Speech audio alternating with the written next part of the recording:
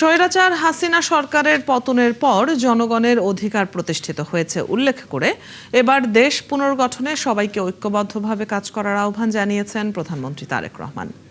আরও বলেন, বিগত ১.৫ দশকে অর্থ পাচার ও দুর্নীতির মাধ্যমে দেশের অর্থনীতি দুর্বল করে দেওয়া হয়েছে, নষ্ট করা হয়েছে প্রশাসনিক সক্ষমতা।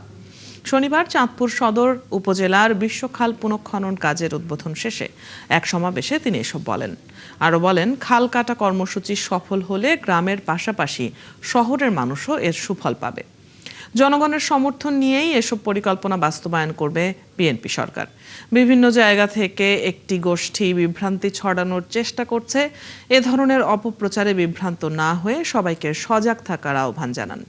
পাশাপাশি বিএনপির কর্মসূচিতে কেউ বাধা দেওয়ার চেষ্টা করলে দেশের মানুষই তা প্রতিহত করবে বলেও মন্তব্য করেন প্রধানমন্ত্রী তারেক রহমান।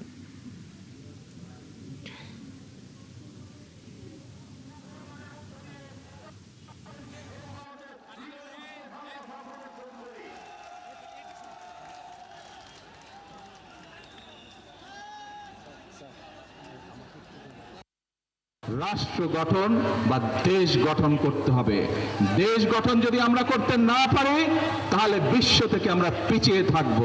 দেশকে যদি আমরা পুনর্গঠন করতে না পারি এই দেশের মানুষ কষ্ট পাবে, এবং সে কারণেই আমরা এই দেশের মানুষের ভাগ্যের পরিবর্তনই হচ্ছে আমাদের রাজনীতি।